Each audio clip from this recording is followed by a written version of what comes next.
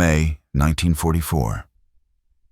A chill wind swept across the open fields of southeast England, carrying with it the metallic hum of engines that didn't exist. In the pale dawn light, Corporal James Rowe of the Royal Corps of Signals squinted across a muddy plain near Dover and saw what looked, at first glance, like an army ready to march. Sherman tanks lined the hedgerows, their turrets angled toward the English Channel. Trucks, armored cars, and fuel bowsers filled the horizon. The low throb of generators mingled with the sound of distant aircraft. But if you listened closely, the illusion faltered. The tanks were canvas and rubber. The planes were wooden shells. The roar of engines was played through loudspeakers hidden in the brush. And the soldiers themselves, at least half of them, were actors.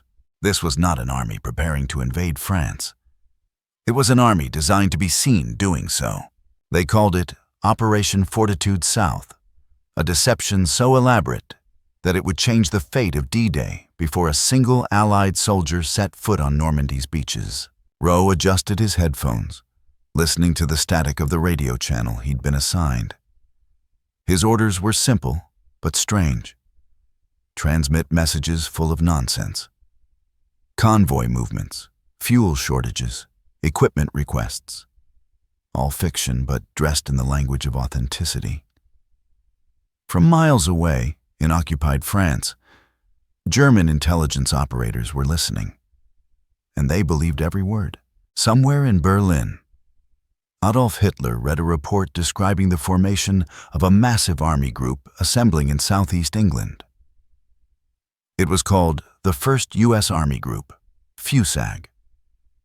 And it was commanded supposedly by the most feared American general of them all, George S. Patton. Patton's name carried a mythology that no German general could ignore. He was the hammer of North Africa, the scourge of Sicily, a man known for aggression, unpredictability, and brilliance. When the Allies relieved him after the infamous slapping incident, Hitler's high command assumed it was a cover story. They believed Patton was being prepared for the real invasion, the one that would strike at the Pas de Calais, the shortest route from Britain to France. That belief was exactly what Fortitude was built upon, and the Allies intended to make it real in every possible way. At Dover, British engineers inflated entire battalions of fake armor, rubber Shermans and trucks that could be folded, packed, and redeployed overnight. Artists from Shepperton Studios, veterans of London's film industry, painted false shadows and tire tracks to mimic troop movement. They strung telephone lines to nowhere, set up decoy tents, and even built dummy landing craft out of plywood and canvas. From the air, it was perfect. German reconnaissance flights snapped hundreds of photographs of what appeared to be an immense invasion force stretching across Kent and Sussex. Each time a German analyst pinned those photographs to a wall in Paris or Berlin, Fortitude's success deepened. But deception is never complete without voices. That's where men like Corporal Rowe came in. For weeks, British and American signal units transmitted fake orders, using the exact radio protocols of real divisions. They discussed supply delays, maneuvers, and non-existent units. The signals traffic was dense, impossibly dense. And it painted the picture of a massive, impatient army waiting for the weather to break. By June, the illusion was complete. To the Germans, FUSAG looked not only real, it looked ready. And at the center of it all, inspecting the charade like a director overseeing a film set, was Patton himself. He arrived one afternoon in a polished staff car, wearing his trademark pearl-handled revolvers and a glint in his eye. "Hell of a circus you've built," he said to the officers who greeted him. "Let's make damn sure the Krauts buy tickets." He posed for photographs, reviewed troops, and visited inflatable tank divisions with the same pomp as if they were flesh and steel. The Germans, watching from the skies, noted his movements eagerly Every time Patton appeared, the deception grew stronger. The genius of Operation Fortitude wasn't just the illusion of men and machines. It was the illusion of intent. By placing Patton in Dover and filling the region with fake armies, the Allies were whispering to Berlin, "The real invasion will strike Calais, not Normandy." And the Germans believed it. So deeply that even after the first Allied troops landed on the beaches of Normandy on June 6th, Hitler refused to redeploy his Calais defenses. He was convinced it was a feint, a trick to draw his forces away from the true invasion still to come. For nearly 7 weeks, entire panzer divisions sat idle in the Pas-de-Calais, waiting for an attack that would never arrive.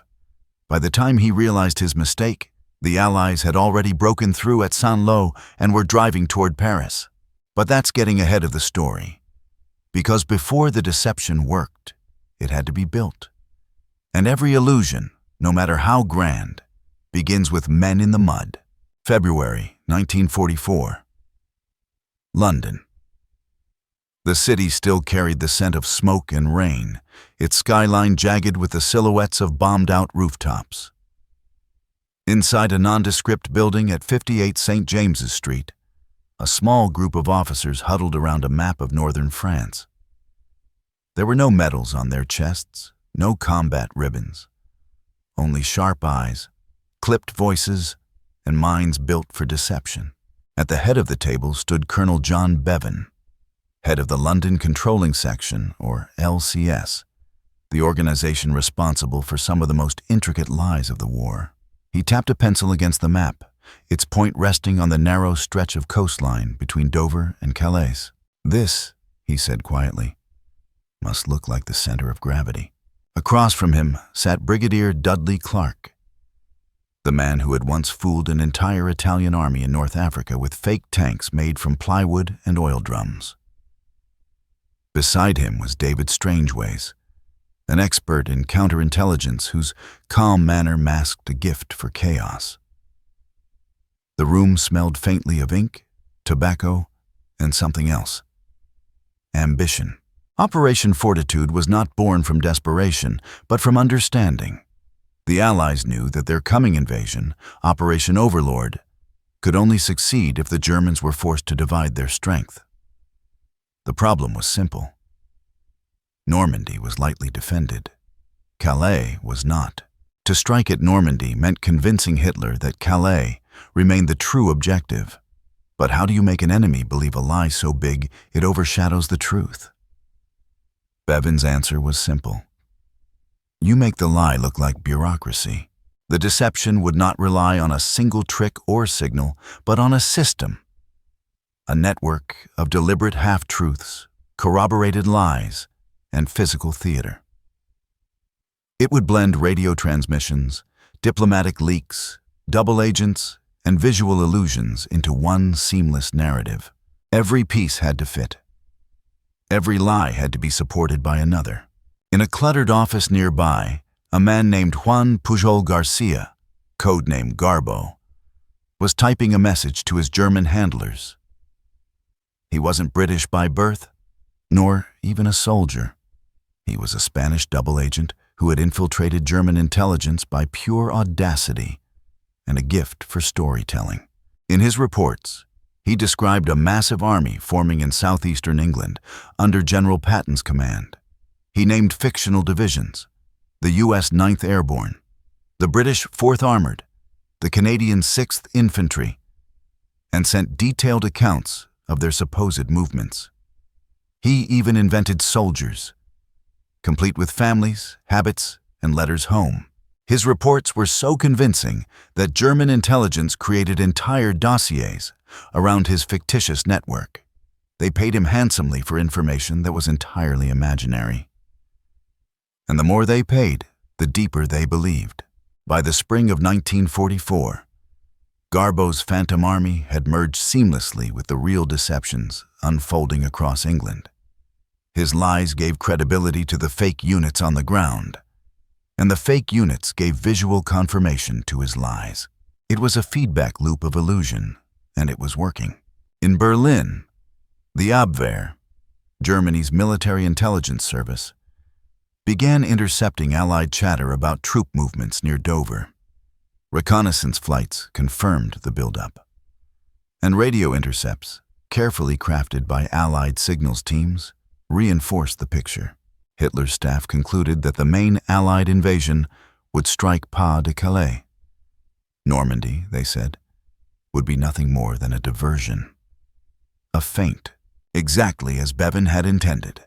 Meanwhile, in a cold hangar outside Dover, Royal Engineers inflated another squadron of decoy tanks. They worked silently, their breath visible in the chill air, guiding sheets of canvas over wooden frames and inflating the massive shapes with portable compressors. When finished, each tank weighed barely more than a man. But from the sky, they looked like hardened armor ready to roll. "Careful with that one," an officer shouted. "We'll have Jerry thinking it's a bloody Churchill." The men laughed, but there was pride in their work.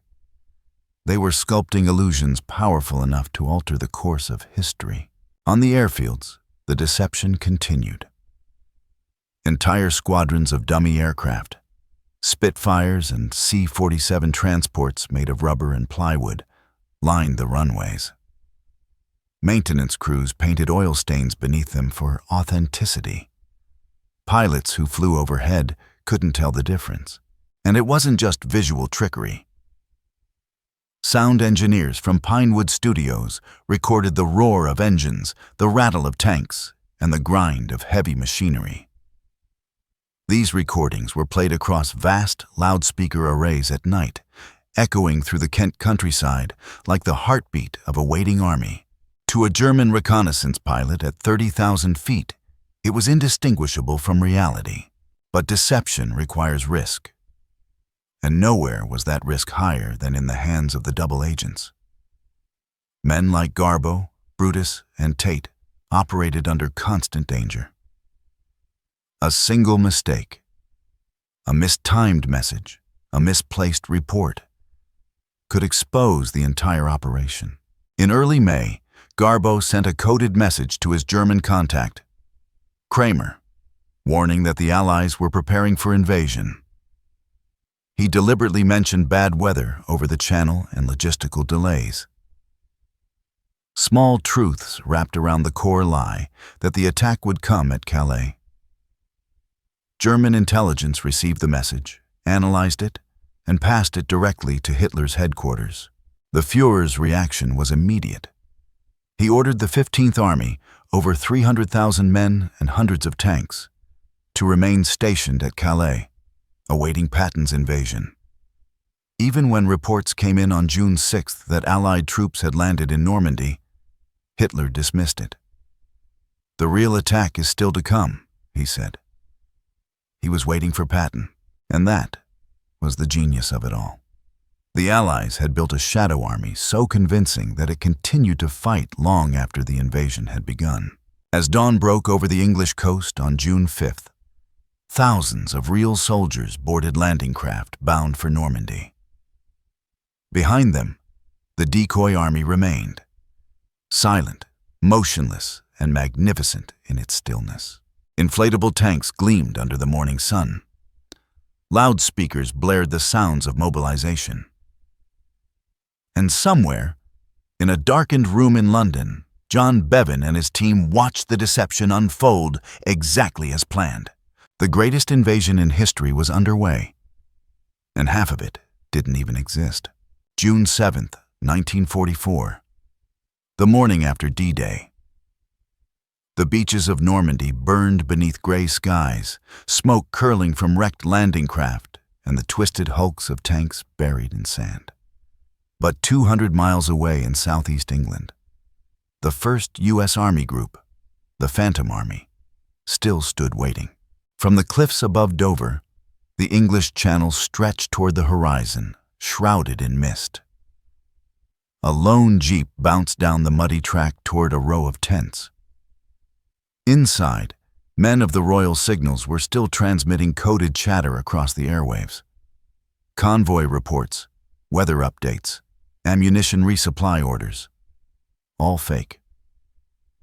The purpose was no longer to prepare for invasion. It was to maintain the illusion of one yet to come. A British corporal leaned over his typewriter, tapping out a transmission.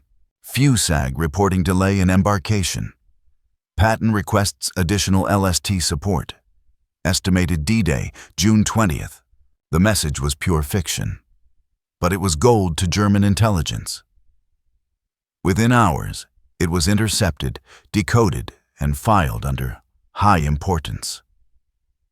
To the German command, it confirmed what they already believed, that the Normandy landings were merely a feint. That conviction, fueled by the ghosts of rubber tanks and phantom divisions, would hold for nearly 2 months. In a villa outside Paris, Field Marshal Gerd von Rundstedt studied a map strewn with colored pins. A red line marked the Normandy front. Another cluster, farther north, marked Calais. His staff officers waited nervously for orders. Rundstedt lit a cigarette, exhaling slowly. "This cannot be their main thrust," he said, tapping Normandy. "It is madness to land there.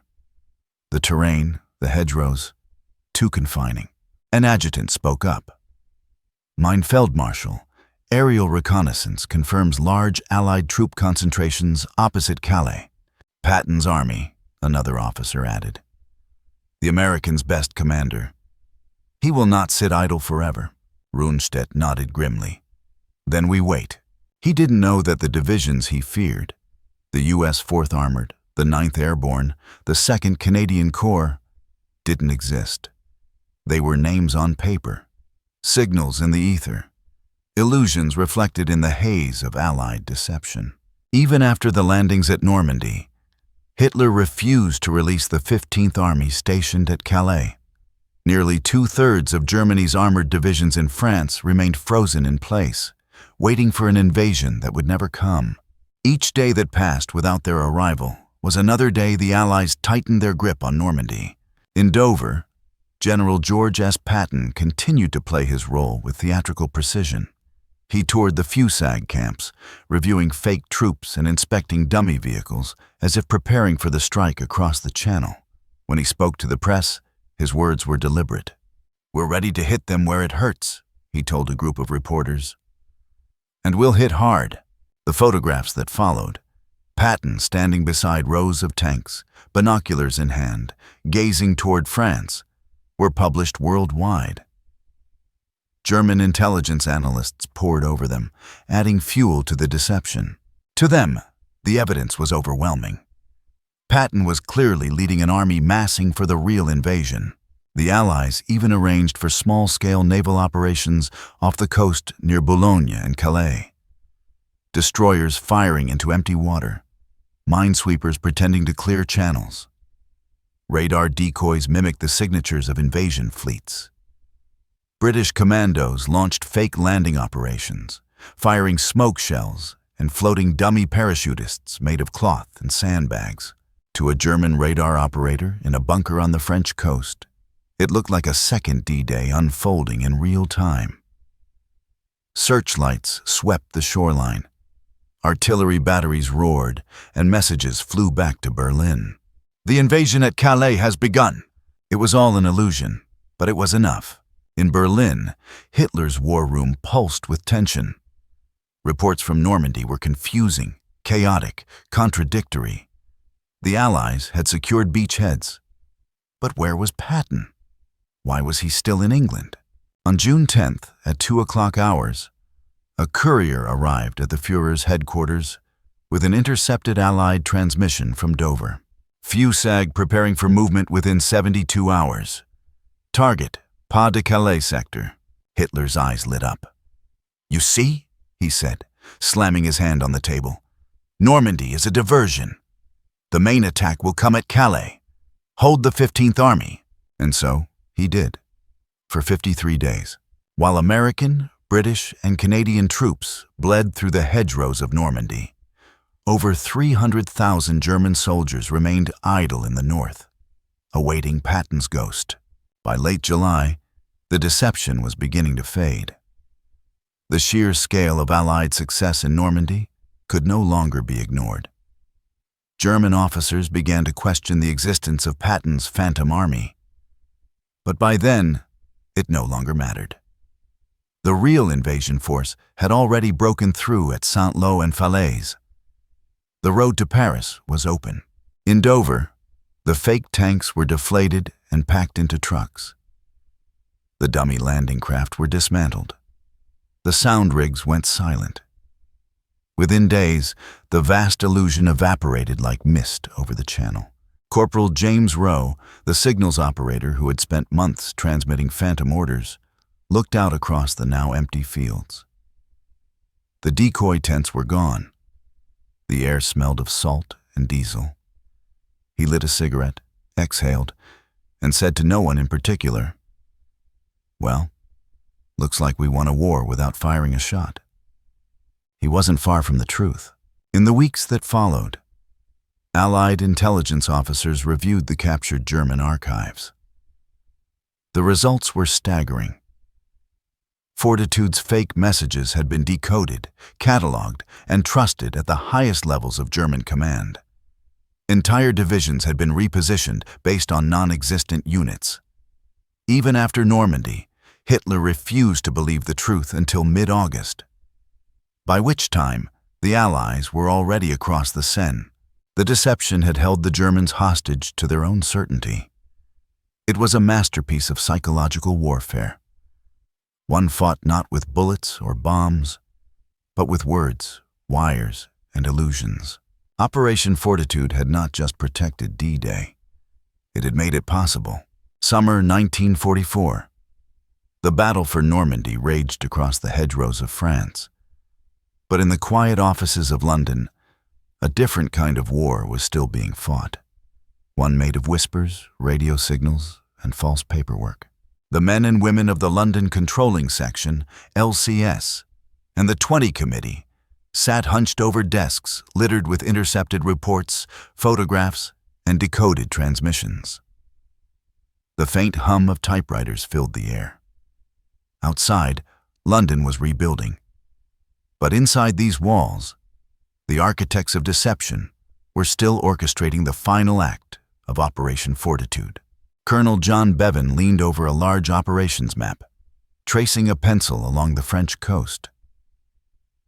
"They're still holding the 15th Army in Calais," he said softly, almost in disbelief. "Even now, 6 weeks after D-Day." A young intelligence officer, his sleeves rolled up and eyes red from lack of sleep, replied, "Sir, their intercepts confirm it. They still believe Patton hasn't moved." Bevan smiled faintly. "Then we've done our job too well." The War of Minds, as he privately called it, had become an art form. The LCS wasn't fighting men. It was fighting belief. The entire operation rested on one delicate principle: credibility. Every lie had to carry the weight of truth. Every detail had to be so grounded in reality that the enemy would convince themselves. And to sustain that illusion, they relied on a web of spies so intricate that even the spy masters sometimes lost track of who was lying to whom. The most important of them all was still Juan Pujol Garcia, Agent Garbo.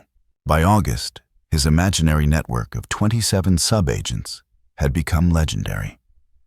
The Germans thought they had an invisible army of informants across Britain, feeding them intelligence so precise that it rivaled their own reconnaissance.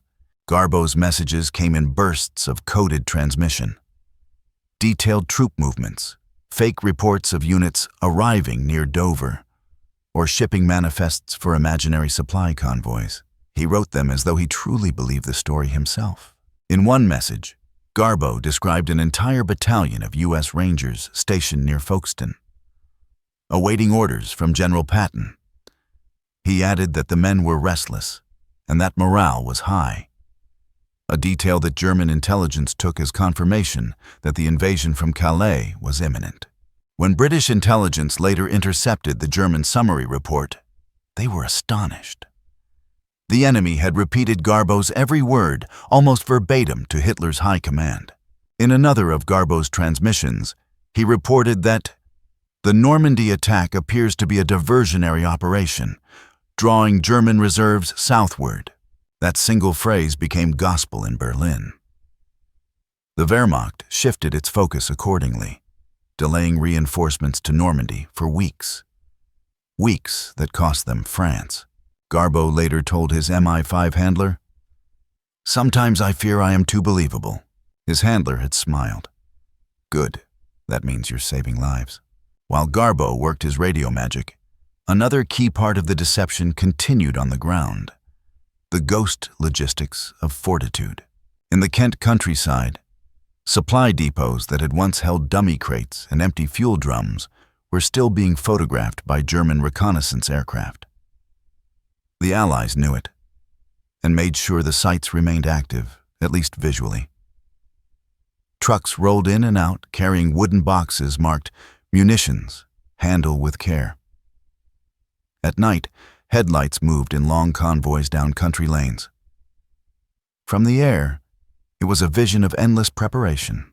Royal engineers even went so far as to leave tire tracks and scuff marks in the dirt, ensuring that any observer would see fresh movement.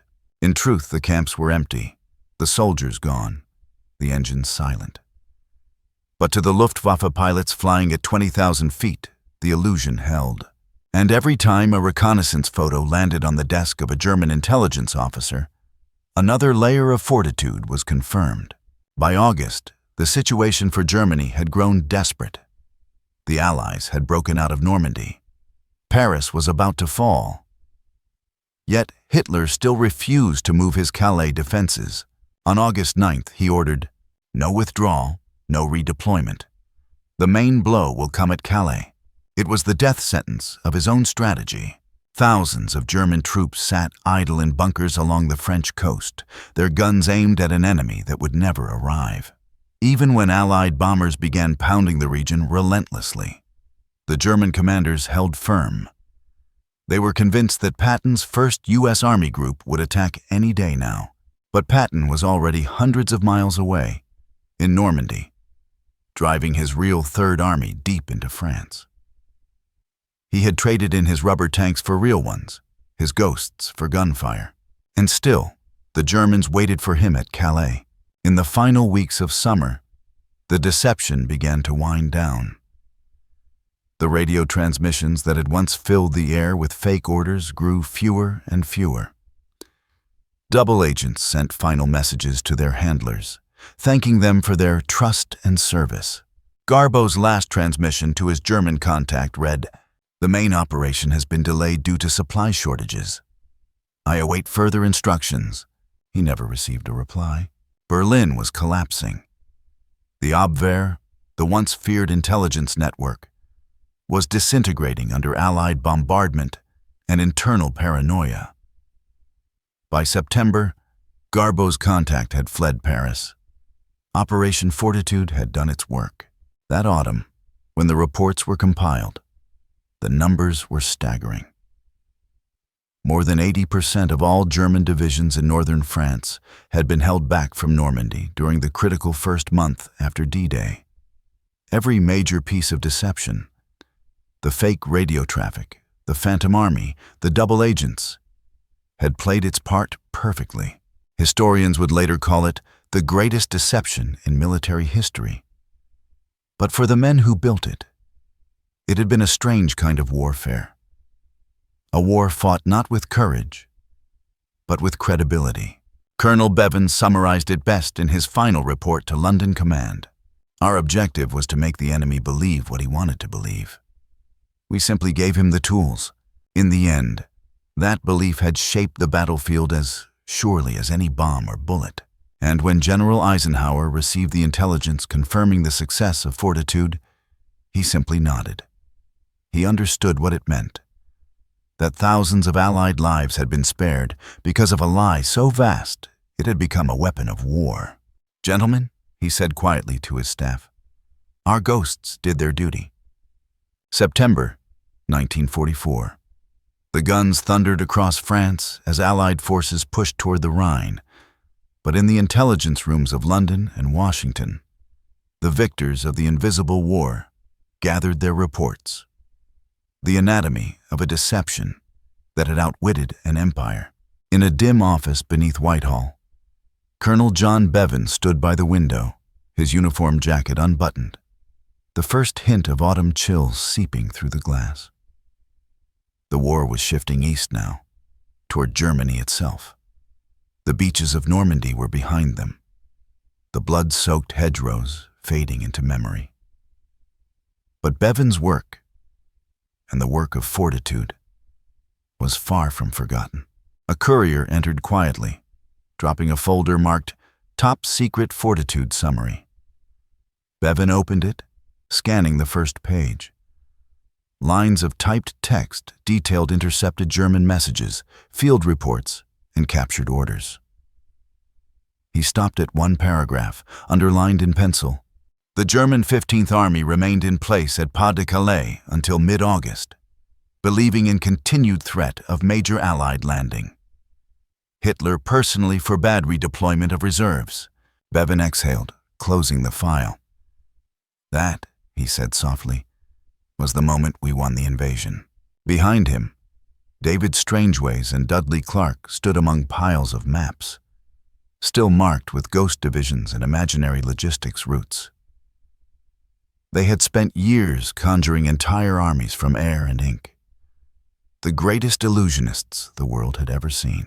Strangeways smirked, tugging at his pipe. "You realize," he said, "that if we told the truth about what we've done, no one would believe it." Bevan laughed quietly. "Good. Let's hope the enemy feels the same way." Across the channel, the evidence of that lie still lingered.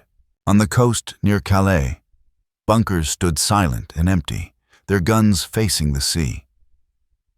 Rusting tanks sat half-buried in the sand, their crews long gone to the chaos in Normandy.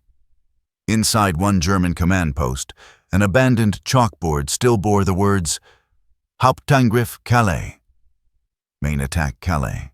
All along the French coastline, Allied reconnaissance teams moved through the fortifications that had once been ready for Patton's Phantom Army. They found stacks of unused ammunition, fuel reserves, and field kitchens untouched, prepared for a battle that never came. A British war correspondent who toured the site later wrote, "The Germans defended shadows. The Americans attacked ghosts." It was not exaggeration. It was the truth. Meanwhile, in the aftermath of D-Day's success, the double agents who had made Fortitude possible were quietly honored in secret. Juan Pujol Garcia, Agent Garbo, was summoned to a discreet MI5 office. His thin frame and tired eyes betrayed years of sleepless nights. But his expression was calm, almost serene. His British handler, Thomas Harris, poured 2 glasses of brandy. "Well, Juan," Harris said, raising his glass, "you fooled an entire Reich. You might be the only man in history to receive an Iron Cross from the Germans and an MBE from the British. For the same work." Garbo smiled faintly. "I only told them what they wanted to hear." Harris nodded. "That's what makes it art." Later that evening, Garbo's name was quietly erased from public record. Officially, he had retired. In truth, he disappeared to Venezuela, living out his life in quiet anonymity. For decades, few even believed he had existed at all. But his messages, thousands of words written by candlelight, disguised in code, dripping with double meaning, had changed the course of history. As the war drew toward its end, the principles of Fortitude spread far beyond Normandy. In Italy, false radio traffic was used to disguise Allied advances through the Apennines. In the Pacific, mock fleets of landing craft were assembled to divert Japanese defenses from real invasion zones. Even the Soviets began using similar tactics on the Eastern Front, creating phantom divisions and misleading German intelligence before major offensives. The age of deception warfare, of strategic illusion, had begun. But for Bevan, Clark, and Strangeways, the triumph came with a quiet melancholy. Theirs had been a victory built not on heroism, but on lies. Not on valor, but on manipulation. And though it had saved thousands, perhaps tens of thousands of lives, it was a victory that few would ever fully understand. December 1944, London. The war was still raging in the Ardennes, but in an unmarked archive beneath the War Office, the files of Operation Fortitude were being sealed. Dozens of folders, photographs, and coded message logs, stamped most secret. A clerk placed them in a steel cabinet, spun the handle, and locked it shut. For decades, those documents would remain unseen, their story untold, their heroes unnamed. Above ground, London was alive with the sound of carolers and bells. The blackout curtains had been drawn back, and faint golden light spilled from the windows of pubs and homes. The city was healing. Bevan stood at the corner of Whitehall, watching the crowds move past. Soldiers on leave, nurses arm in arm, children chasing the last snowflakes of the year. He smiled faintly, hands buried in his overcoat. Beside him, Strangeways appeared, his scarf flapping in the wind. "You ever think they'll know?" he asked. Bevan didn't answer right away. He looked toward the statue of Nelson, standing watch above the square, then said quietly, "They'll know they won. That's enough." In the years that followed, as the war ended and peace took its place, the truth of Fortitude slowly emerged. Historians uncovered the web of deception, the inflatable tanks, the fake radio chatter, the ghost army led by Patton's name. What they found was not just a plan, but a philosophy. That information could be as deadly as any weapon, and that wars could be won by making the enemy believe what you wanted them to see. When the files were finally declassified decades later, a reporter asked one surviving officer of the London controlling section what he thought the legacy of Fortitude truly was. The old man smiled, his eyes distant, and said, "We gave them a picture so perfect, they chose to live in it. That's how we won." And so, in the great ledger of World War II, among the battles fought with blood and fire, there remains one fought in silence. A war of illusion. A war where shadows carried weight and ghosts held the line. Operation Fortitude did not storm the beaches or cross the hedgerows. It whispered across the airwaves, painted on the landscape, and echoed in the minds of generals who mistook lies for truth. It was deception turned into strategy, the quiet symphony that made D-Day possible. And when history finally tells the story of how the free world reclaimed Europe, it must remember this. Before the first soldier set foot on Normandy's sand, before the first tank roared ashore, before the first gun fired, the greatest victory of all had already been won.